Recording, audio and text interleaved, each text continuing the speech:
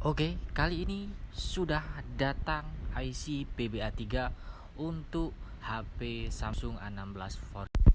Nah, untuk teman-teman di sini yang mengalami HP-nya kameranya nggak bisa, kamera depan belakang tidak berfungsi dan lampu flash mati, coba kalian ganti IC PBA3 ataupun IC drivernya.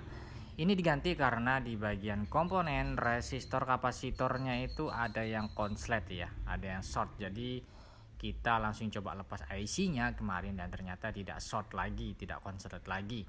Dan ini kita akan melakukan penggantian di bagian IC-nya. Kita lihat ya apakah dengan cara ini kita berhasil. Kita simak sama-sama. Sebelum kita melakukan penggantian, ada baiknya ya di bagian kanan kirinya kita kasih isolasi anti panas ya. Ini berfungsi agar komponen di sampingnya itu tidak rusak seperti bagian komponen untuk soket kameranya ya, yang rentan rusak dia ya jika terkena blower yang terlalu panas suhunya. Oke, ini kita kasih isolasinya. Kita pasang juga di bagian sisi sebelahnya ya. Dan ini dia penampakan IC-nya kecil banget ya seperti ini.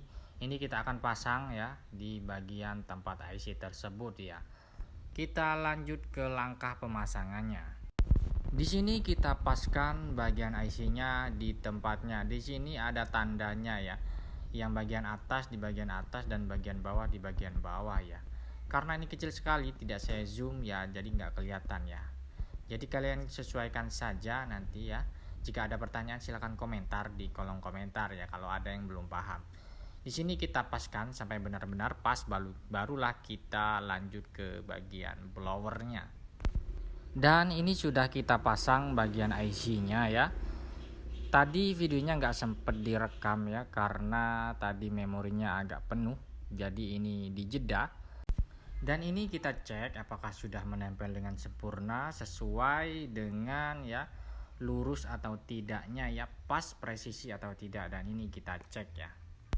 Setelah itu kita cek ya satu persatu di bagian komponen yang konslet kemarin.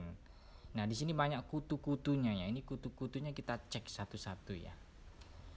Pokoknya kalau di sini ada yang konslet lagi maka pemasangan IC tersebut itu kurang pas ya. Jadi kalian harus pas dalam memasang IC. Kalau dia tidak pas, kaki-kakinya saling nempel, maka nggak jadi, tidak berhasil ya. Ini kita cek dan alhamdulillah sudah memiliki nilai semua ya. Ini tidak konslet dan cara ini ya kalian harus terapkan dulu ya sebelum kalian menghidupkan HP-nya.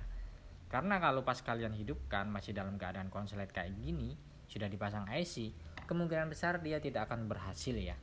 Kita bersihkan setelah itu karena sudah dirasa ini sudah pas, tidak ada yang konslet. Kita langsung uji coba, buka HP-nya, hidupkan HP-nya ya. Oke, ini kita pasang semua soketnya, dari soket LCD, soket baterai, dan soket lainnya ya kita paskan, termasuk di soket kamera.